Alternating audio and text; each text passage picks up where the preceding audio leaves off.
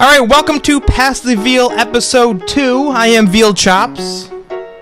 I was going to close the door behind me, but then I thought that this might be a good opportunity to introduce you, or at least those of you watching on YouTube, to my dog, my golden retriever Maverick.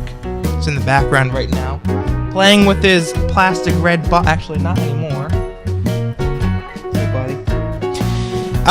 My 1.5-year-old golden retriever Maverick.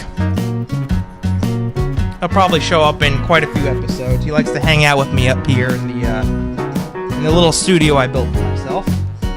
Don't you, buddy? As hyper as anything. If you hear like a bunch of banging in the background, he does this thing. Oh, there he goes, getting his ball. He does this thing where he'll bring the plastic ball to the top of the stairs and drop it down the stairs.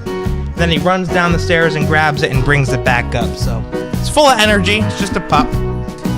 If he gets too noisy, I'll have to close the door. But that's Maverick.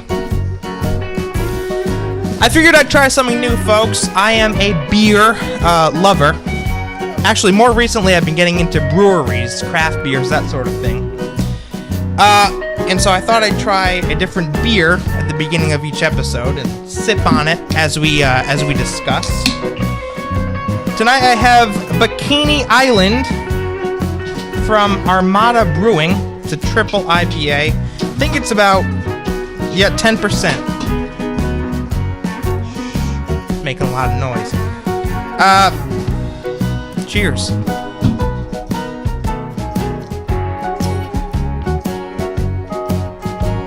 Pretty good.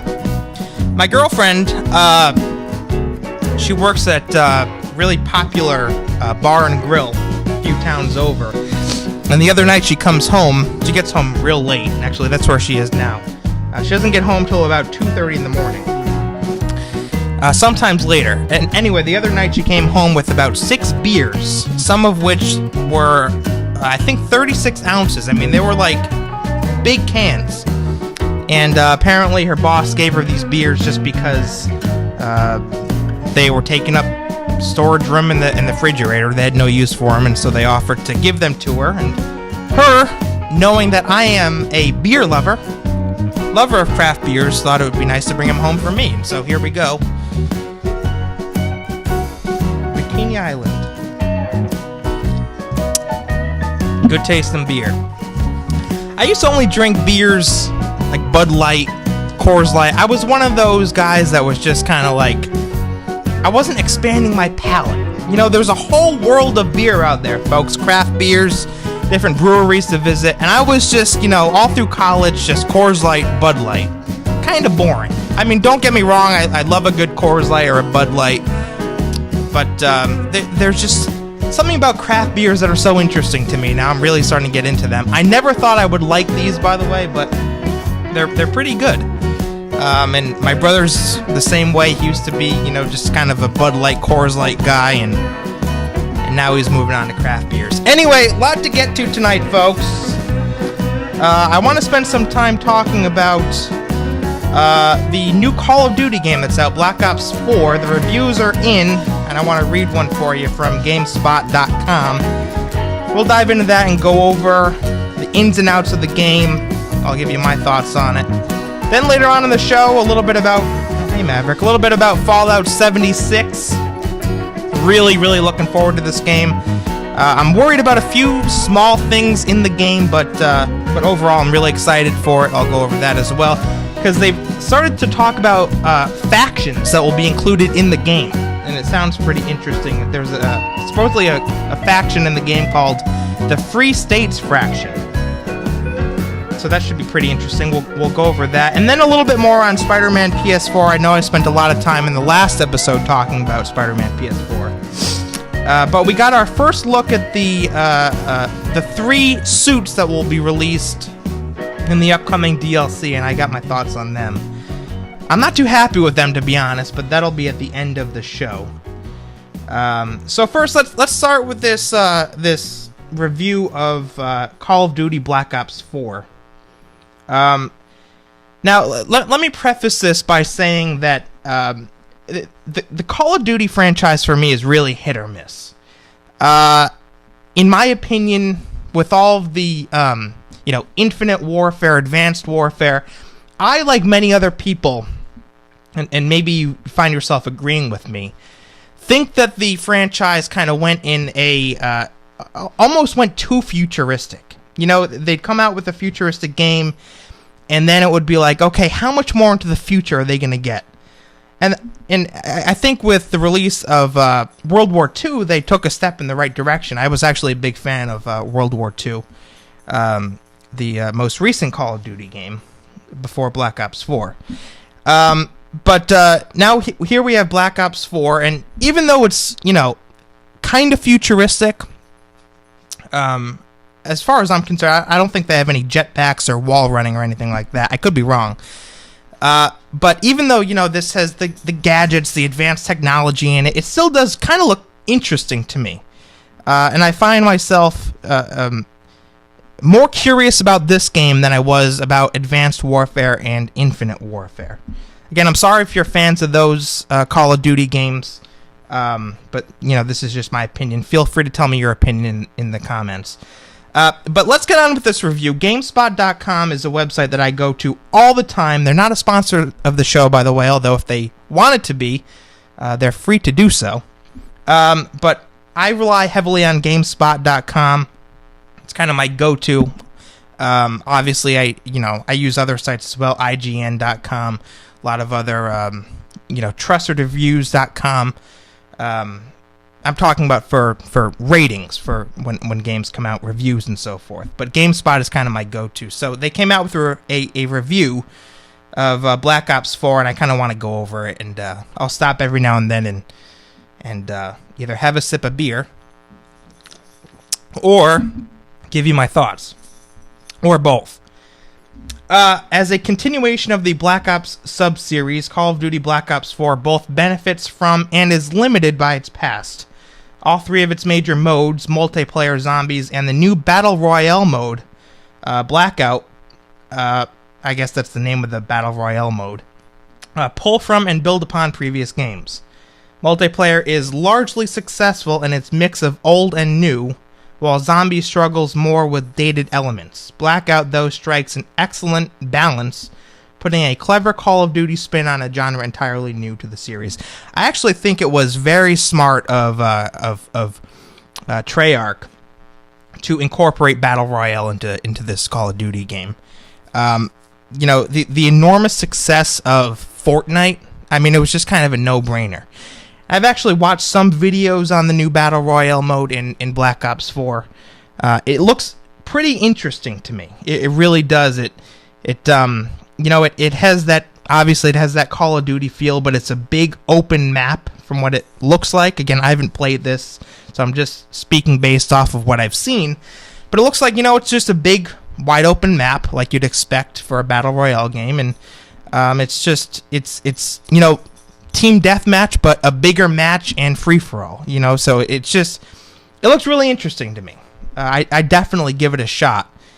I'm a big fan of Fortnite. I really do think Fortnite, the whole model was actually genius, the way that they created that game, and the way they kind of drew players in and kept them coming back for more with the new updates and incorporating an element of, kind of like a storyline into it. I think Fortnite, just the whole model, to me, it's obvious why they've experienced so much success.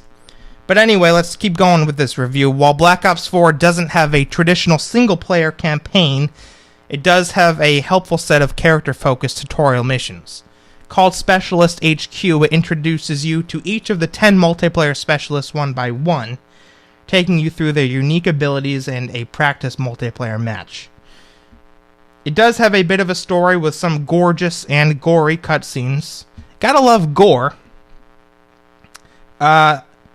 Threading each mission together. But it's all in service of getting you acquainted with the new specialist mechanics, which is well worth the 3 or so hours it takes, since some of those mechanics appear in Blackout as well. One mission even weaves in a bit of General Zombies training, an unexpected but welcome touch that helps make the largely separate modes feel a little more cohesive. Here's another complaint that I've had as of late about the Call of Duty franchise in general. You know, I talked a little bit about how I think that they were going almost too futuristic with all the jetpacks and the wall running. I think there was a lot of unnecessary elements that were just kind of thrown into these games. Again, just my opinion. You're free to disagree with me. Another thing, though, that I found is that the classic zombie modes were getting a little too complex, too. You know, I like it simple. I like a zombie mode where it's just, I remember back in the days of Black Ops 1 with, Kino and the Pentagon. Those two maps were they were simple. It was just kind of run around, you get a gun, you do a few different things that, triggers different events and so on and so forth. But for the most part, it was kept pretty simple. Again, this is just my opinion. And what I found is that as zombies kind of progressed as more games came out, it just kind of got too complicated with the gumballs and all the different power-ups that you can get, and there was just, at least for me, just too much going on, and it kind of took away from the experience of just, hey, get a gun, shoot a zombie, and then reload and do it again. It just kind of clouded the experience up for me. Again, just my opinion. Maybe you disagree with me. That's perfectly fine. Just let me know in the comments. I'd love to hear from you. On to the multiplayer. Multiplayer is the most straightforward of the modes, and Black Ops 4 attempts to be more tactical than previous entries. There is wall running. Oh, wait, never mind. I'm sorry. I read that wrong. The wall running and thrust jumping, that is the jetpacks, of Black Ops 3 is gone, replaced with weighty, grounded movement, and healing is now manual and on a cooldown timer. See, these are the steps that I think the franchise needs to go in. I think this is great to hear. Again, I said before that I was pretty sure they did away with the jetpacks and the wall running. Now it is confirmed. Yes, it's gone, replaced with weighty, grounded movement. Those are the kind of things that I like, because even though it's a video game, I like some element of realism. It's still a war game. I still want to feel like I'm out on a battlefield trying to survive. And when you start adding in jetpacks and wall running and all these different power-ups and everything, it kind of takes away from, okay, we're on a battlefield, and transitions into this is just some kind of ridiculous fantasy. Which, I understand it's a video game, but at the same time, if I'm playing a war video game, I want it to feel at least a little bit realistic. There's a fine line, at least in my opinion. The combination forces you to be more thoughtful about your positioning. Talking about the healing, since you can't just jet and dodge enemy fire until your health regenerates. You need to make sure you have adequate cover and time to heal yourself in your immediate vicinity. This encourages a slightly slower, more cautious pace on an individual level, and it's refreshing to play it smart instead of just fast. But time to kill is still low and respawning still near instant, ensuring that matches don't stagnate. The more tactical feel extends to the specialists, which build upon those introduced in Black Ops 3. Each has a unique weapon and equipment with a specific combat focus, like area control or high damage output. Each specialist weapon is tied to a longer cooldown and functions as a super-powered attack, or defensive ability in some cases, while their equipment varies from a special grenade to trip mines and other gear with a clear strategic purpose. I don't mind these high-tech gadgets necessarily, as long as the speed is slowed down. I think another thing that really turned me off in Advanced Warfare and Infinite Warfare is how fast it got. I'm much more, like I was saying, I like an element of realism, and I also like to strategize. And in order to strategize in games like these, you have to kind of slow it down a little bit, and not have, you just rush into battle, gun, and you're constantly moving. I like to be able to slow down in these games, strategize, think about what I'm going to do, and so on and so forth. So I'm happy to see that that's included in this game as well. I'll probably end up getting it, by the way, and when I do, I'll talk about it on the air and tell you what I think. Certain specialists and strategies are more useful in some game types than others, though. Area control is best for objective-based modes like domination, for example, and far less effective in the more scattered team deathmatch. Generally, your choice of specialist and your team's composition won't matter in any mode if you aren't skilled in basic shooting and positioning, even if you're in a more defensive or supporting role. This means you can play selfishly and still emerge victorious, which works well for those of us who often solo queue and would rather not risk trying to communicate with randoms. But it can also make playing support-focused specialists less rewarding if you aren't working as a team, since your efforts are useless if your teammates don't take advantage of them. It's a surprisingly good balance overall, though, giving you the flexibility to be only as tactical as you want, or are able to be and enjoy the match regardless. The map design too facilitates that flexibility. Each map has areas perfect for different specialists to take advantage of, like blind corners where nomads trip mines can take enemies by surprise, or high ceilings where recon can shoot and hide his sensor dart that reveals enemies on your radar.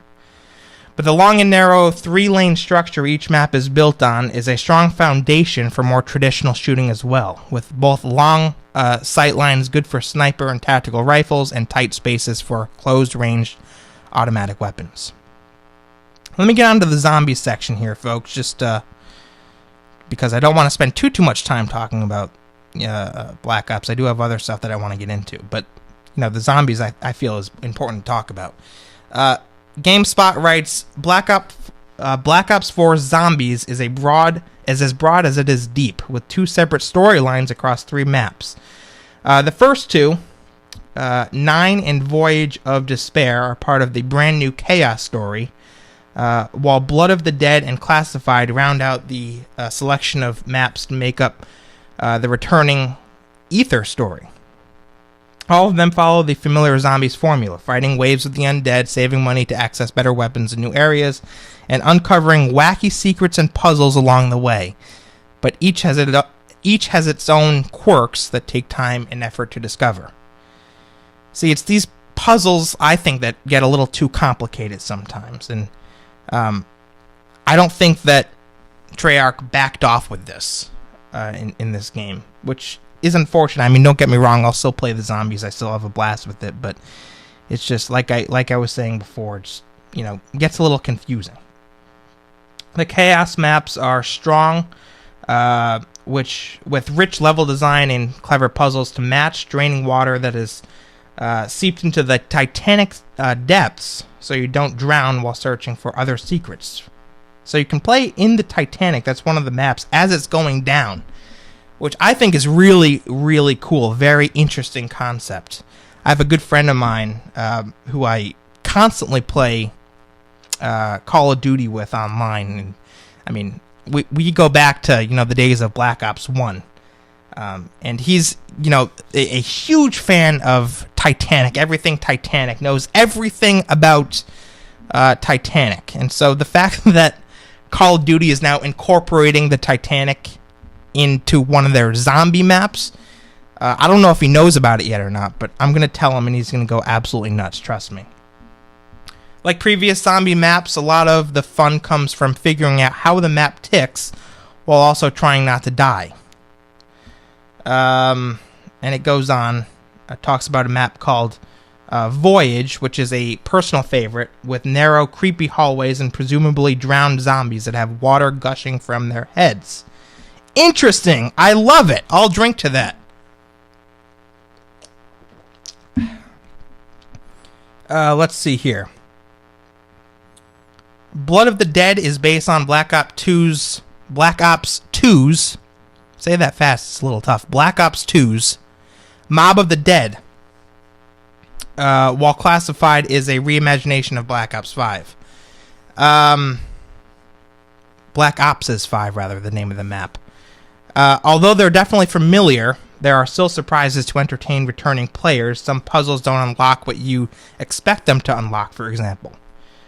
However, the Ultimus crew hasn't aged particularly well, even considering that each of them is stereotyped to the extreme. So they're talking a little bit now about the stereotypes of the characters. This dates back to Black Ops 1 in the zombies mode. You had that Russian that was a stereotypical Russian, and the other characters that would say various stereotypical things. And this is something that actually I think IGN brought up in their review about the stereotypes that occur in the zombies mode of Black Ops 4. And I don't know, this kind of stuff to me really doesn't bother me. I think in many cases people are oversensitive about a lot of this stuff. It's just, in my opinion, it shouldn't even be making the reviews. Stereotypes, these kind of one-liners have always appeared in Black Ops zombies mode. It's nothing new. We're used to it. We've accepted it. That's it. It's really, in my opinion, not worth mentioning, but they do in this review and in IGN in their review as well. Let's see here. The jokes just don't land anymore. They don't land anymore, especially Takio's overdone Japanese accent, where L's are replaced with R's at every opportunity. Who cares? Again, this stuff I don't care about, to be honest with you. In Blood of the Dead, it's distracting, but in Classified, lines about the Emperor and eating sushi are just plain offensive. You'll also hear these same lines every time you start a new run, which doesn't help. So they're talking about sushi. Obviously they're playing off of stereotypes. Again, doesn't bother me. Who cares? All right, that's all I want to say on the zombie section. We'll get to the final Battle Royale section of the review here. That's called Blackout. The third and most exciting of Black Ops 4's three main sections is, of course, Blackout. Like other Battle Royale games, Call of Duty's Take puts 100 players on one map with the goal of being the last person or squad standing, and a collapsing circle of death. A collapsing circle of death. What a phrase that is. Forces that, I guess that's what it is. I mean, it's a great way to describe it. Forces you in closer and closer proximity. It's unlike anything Call of Duty has done before, and slight alterations to its mechanics, like the addition of bullet drop on some weapons, help it adapt to the very different gameplay style. It is very different. Brilliantly, experience in both multiplayer and zombies benefits you in Blackout. Perks and specialist equipment can be looted during a match, and knowing how to both use and counter them can give you an advantage. There are also zombie-infested areas that offer powerful loot at the risk of attracting human players to your position. And that PvE twist, in particular, helps distinguish Blackout from the likes of PUBG. That's interesting. I didn't know that. So apparently on different parts of the map in the Battle Royale mode, there are zombie areas, which is really, really cool. Just, I think, a great idea. Do you want to play it safe and go to this building and, maybe find some decent loot? Or do you want to just, drop right into this zombie-infested area where there's really good loot, but you got to fight off the undead to get it? Really, really interesting. A successful Blackout round can last over 20 minutes, so if you're impatient or more used to Call of Duty's shorter multiplayer formats, seeking out zombies and causing a ruckus mid-match is a great way to see more action. The map itself is also distinctly Call of Duty, filled with references to previous games, including the fan-favorite Nuketown. Gotta love Nuketown. I'll drink to that. Back in the days of Black Ops 1, I think it made an appearance in Black Ops 2, I believe, as well, with the futuristic Nuketown. But you can't beat the Nuketown in Black Ops 1. You just can't. Vibrant and varied design makes each region stand out from the next, and the map as a whole is easy to navigate as a result.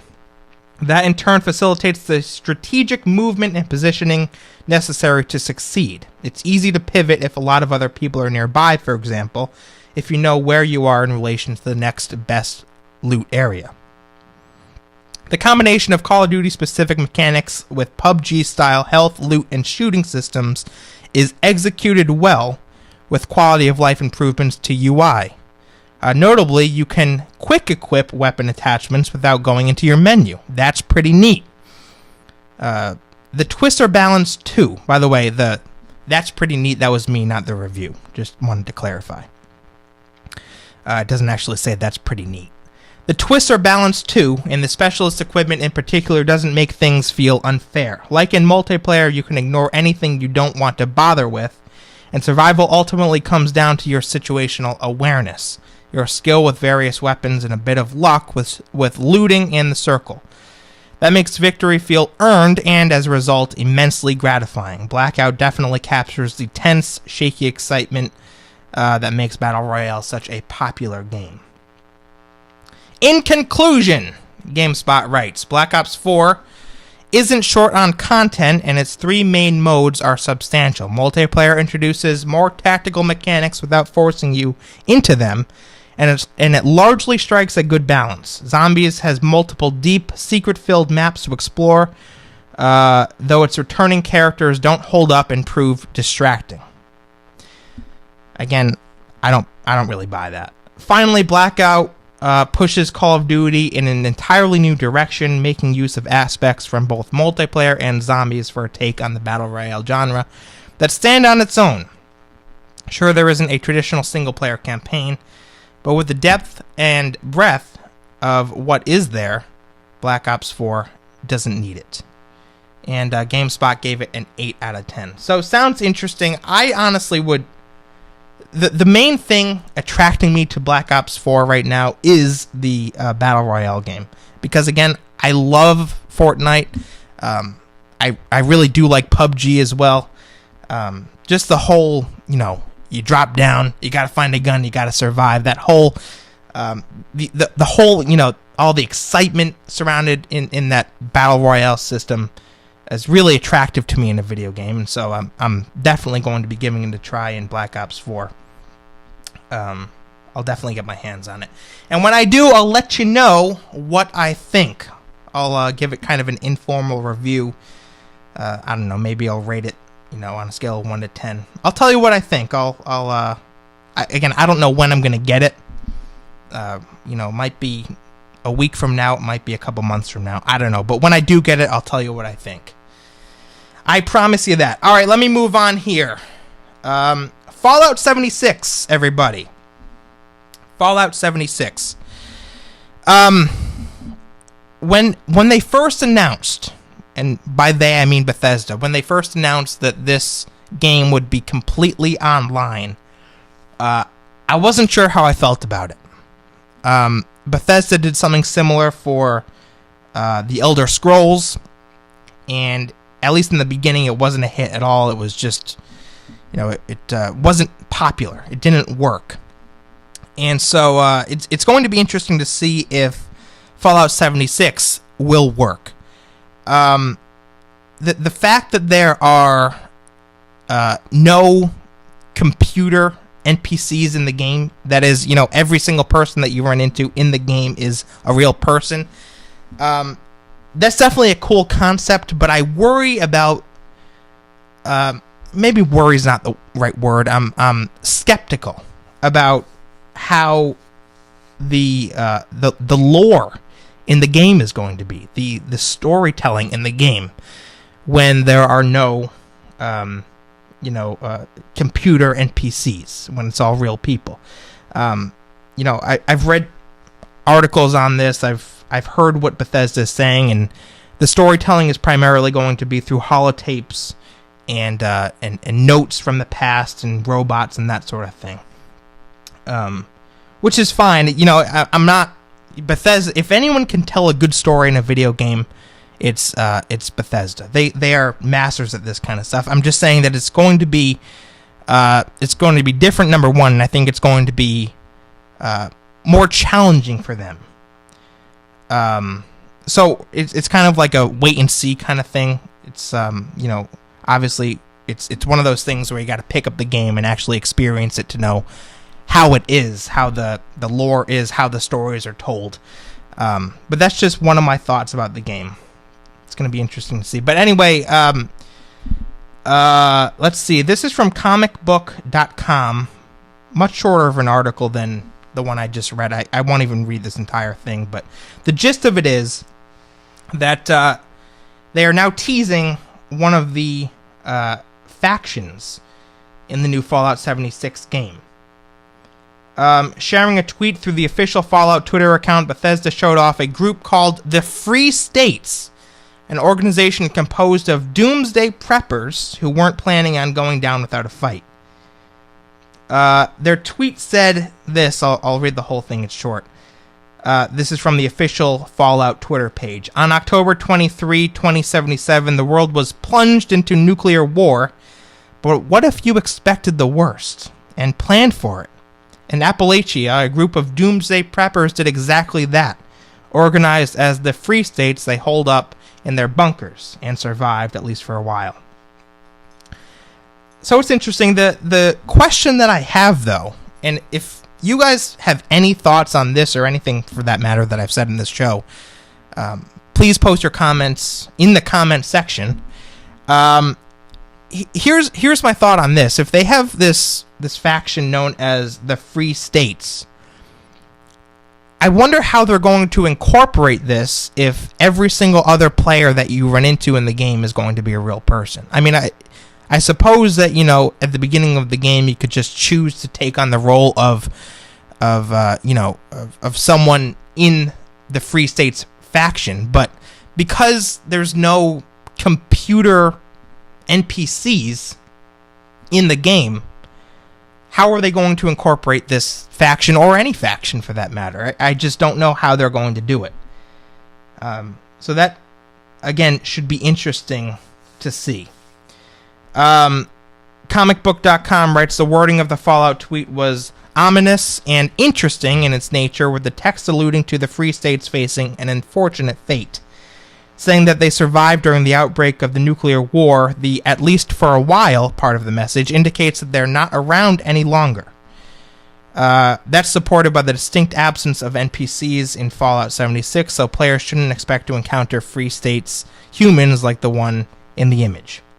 So there you go. So it's probably going to be, this is a faction that it existed in this area of West Virginia, up to and when the bombs dropped, but they're no longer around.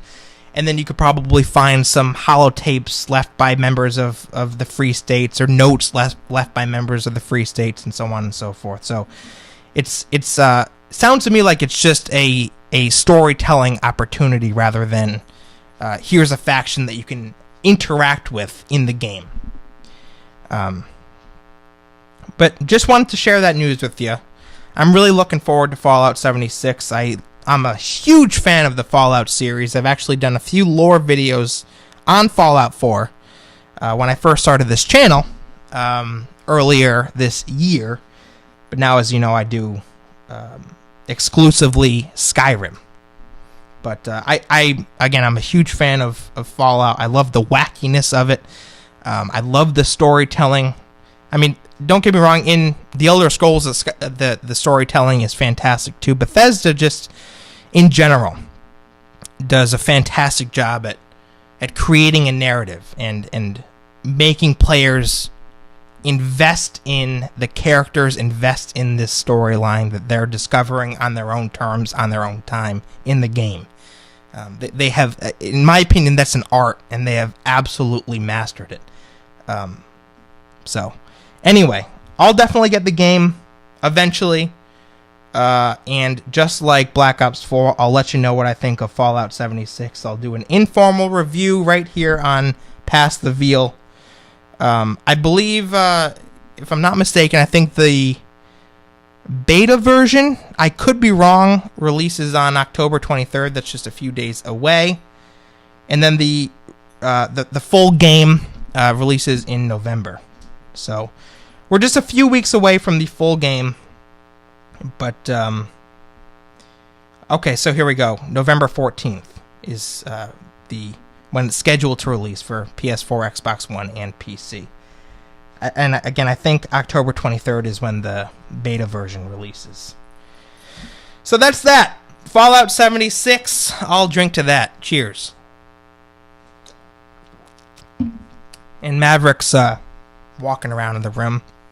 I'm sorry if he's distracting, by the way, those of you who are watching on YouTube. Again, he's just a pup. He has a lot of energy. He rarely sleeps. Actually, he sleeps, but he's definitely on his feet more than he sleeps, playing around and getting into trouble. It's a very curious dog. Aren't you, Mav? Yeah. It's quite the personality. Alright, last thing that I want to get into here before we wrap up is we are just days away from the release of the Spider-Man PS4 DLC. Part 1 is called The Heist. It features Black Cat. We've talked about this before. We talked about it at least a lot in the last episode. So I'm not going to talk a lot about the storyline of the DLC and what I think about it. But I am going to talk about some new information that we got regarding the suits that you're going to be able to unlock in the DLC, at least in the first part. There's 3 of them, 3 new designs. It's the red and black suit from Scarlet Spider 2, as well as the Spyder Uk suit from the Spider-Verse, and then the Resilient suit, I guess it's called, an original design by Marvel illustrator Gabriel Delato. So, and I'll put a picture up on the screen for those of you watching on YouTube of all 3 suits while I talk about this. The first one, the Scarlet Spider 2 suit. Let me just say before I dive into the specifics of each individual suit, I'm really not a fan of all 3 of these, if I'm being perfectly honest with you. I think that the main game had so many more cooler suits, and then they come out with these 3, and they just kind of look, I don't know, there's something about them that just doesn't look good to me. The first one, the Scarlet Spider 2 suit, is, again, as if you're watching on YouTube, you can see on the screen, is a completely black mask with red eyes, and then it's red on black on his shoulders, and then red from like his upper torso down, just complete red. So it's just kind of like, Maverick's playing with his plastic toy. Keep it down. I'm trying to do a YouTube show.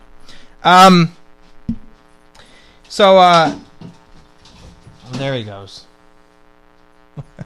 He's having fun.